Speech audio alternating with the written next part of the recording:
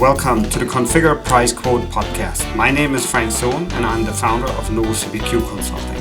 This podcast is 100% focused on Configure Price Quote, also known as CPQ, and will provide you useful insights into this topic. Hello everyone, this is a CPQ podcast episode without guests. The reason it is without guests is that I want to talk about the topic I see more often recently. And that is about unrequested RFIs or requests for information, or for RFPs, requests for proposals. So the first thing we should clarify is what is it, right? So an unrequested RFI or RFP, that happens when a CPQ vendor, pricing vendor and so on receives an RFI or an RFP without having ever talked to the customer before. So they are getting surprised by this. They may get contacted via a system and asked to make a quote for a customer they never talked to. Now, let's clarify one thing first. So as I said, it does not happen very often for most of these vendors. I would say that probably happens, I have no idea, a handful of times a year, right? So typically they talk to a customer before they make a prepare quote for them. So now, let's look at a couple of the concerns that vendors typically mention why they decide either not to answer to the RFI, RFP, or why they decide to pass on with a short answer where they basically decline to make an offer.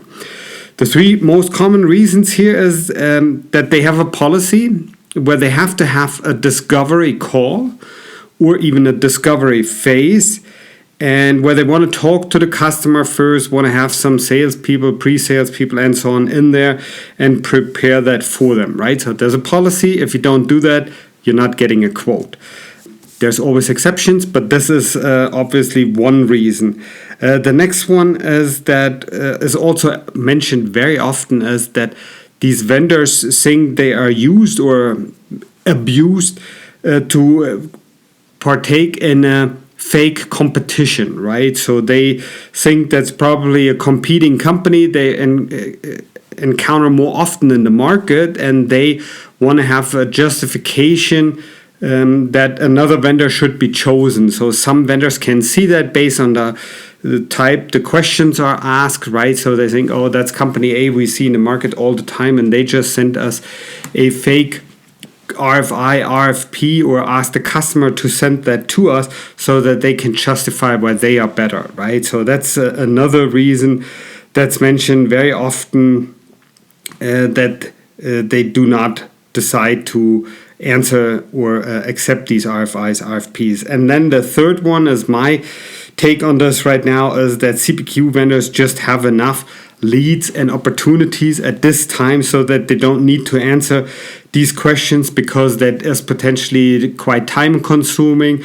There could be questionnaires with 50 to 100 questions, in some cases more. And there may be system generated questions for all kinds of things. You have to sign NDAs and so on. So it's not a short and sweet process. It can take up considerable resources. If you have other customers that you have talked to, where you have an idea on how likely it is that you're going to be the chosen one, then it's obviously much more tempting, and you see that as a much better used time than answering to RFIs, RFPs from customers that you've never talked to, right? So these are the three most common reasons. I just repeated very quickly so everyone's clear on that. So there's no discovery call was one. They have been added to a fake competition is two, and they just have enough work so that they don't need to go through this process. That is number three, right? So these are the reasons why vendors say they do not respond or pass on RFIs and RFPs. So I think whatever the real reason is now for this reaction, I think the customer reaction very often is the same, and that is that they don't understand why these vendors do not respond, or why they even call it unrequested RFI or RFP, right? So, and it leaves, in most cases, it doesn't leave a good taste with these customers, right? So, because if you send out this initial questionnaire or RFI to 8 companies, and you have a number of them coming back with that. What I have seen now numerous times is that the customers really remember who was not willing to respond, and then they keep that in mind. And since people do not always stick with one company, right? So I see that some people really put up hurdles to use other solutions in the future because they have been disappointed during the RFI, RFP process. And that is not really a good process for both sides, if you ask me. Now, I think there are sometimes some legitimate concerns why vendors decide not respond or pass on these RFI and RFP requests. So the main one that I can think of is that a customer may not have done their homework, or they give the impression during this whole process that they have not done their homework. So what do I mean by that? That is, in order to start meaningful discussions, customers need to know their business requirements. What needs to be different after this project is done from now? And what do I get out of this? There needs to be a clear understanding of what that is. And I'm not just talking about 500 lines in an Excel spreadsheet that tries to cover every area, right? So that's something where you really need to be clear also within the company, what's most important, what needs to be done first, which teams can be involved in helping address this, and so on, and how would you measure it before and after, and so on. So there's a whole process behind it. Secondly, and less important, is also some ideas about business process and how the business process needs to change to achieve these goals.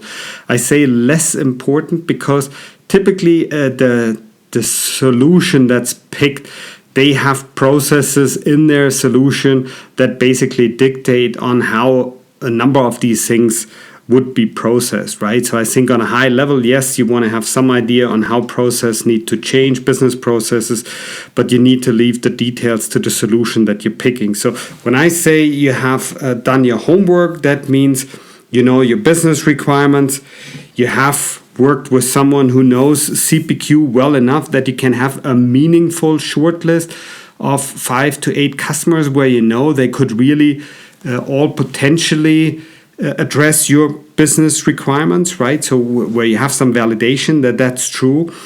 Now, I give you an example that I see very often, which would not fall under this category. That is when customers build shortlists, but that's based on searches that were done on Google, that were done on LinkedIn, where they looked up G2, where they looked up analyst reports, and it's typically done by people who mean very well, who may be good in their business environment, but which are typically not CPQ experts, right? So, and since these are expert systems, have lots of special capability, it's typically better to have someone involved who knows these systems to just prevent some of the more costly mistakes you could make, right? So hence, I would say in order to make this problem less on both sides, so on the vendor side as well as on the customer side, I had some suggestions for both sides. So for the CPQ vendors, I think in general, they should at least ask 2 questions when they get these RFIs, RFPs that they didn't request, right? So you should at least ask your customers why they were contacted, and then also ask who suggested to add them to the shortlist, right? So these are 2 questions that can indicate to a CPQ vendor or other vendors if the customer did some homework, because these are things where Novo CPQ Consulting, for example, helps with regularly. And when a vendor sees that, they typically know that there was quite a lot of homework done before anyone was contacted. Anyway, I want to give here an additional tip to every CPQ vendor and other CPQ related vendors as well, as answer RFIs and RFPs. Mostly for 2 reasons. One is, as mentioned earlier, there are not that many of these requests annually anyway.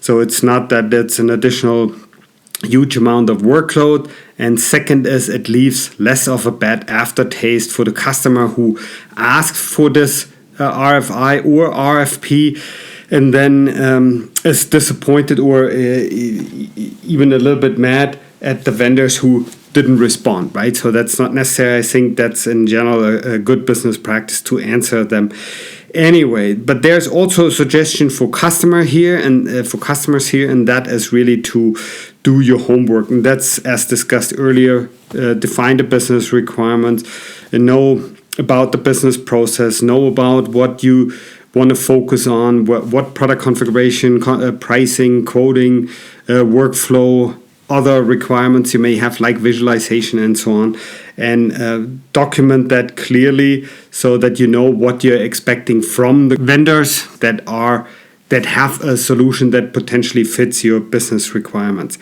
Now, one thing I wanted to mention also is how I use the RFI and RFP terms. So RFI, for me, when you look at it from a process flow point of view, is you're having a list of 5 to 8 solutions that you know could potentially address all your requirements. You send the questionnaire out, you have follow up with all these vendors. They provide you the answers. The objective here is after that happened, you sit there with a list of 2 or 3 vendors that you want to invite for a demo. You do the demo, you have some additional steps during the demo, and at the end of that, after the demos, then you really submit for an RFP, because now you want to really have the full proposals from all the vendors. So since different companies use these terms differently, I used both, so RFI and RFP, and they may even be used in different contexts, but I just want to clarify how I use these terms. And I hope this podcast was helpful for letting you more know about unrequested RFIs or RFPs and how to deal with them. If you still have more questions about it, feel free to send me an email to frank.zone@novocpq.com. I'd like to thank everyone for listening and hope you learned something interesting today. If you like the podcast, please go ahead and rate it on iTunes or share it with your friends and colleagues. In the meantime, you can find us online at www.novocpq.com. So long, everyone.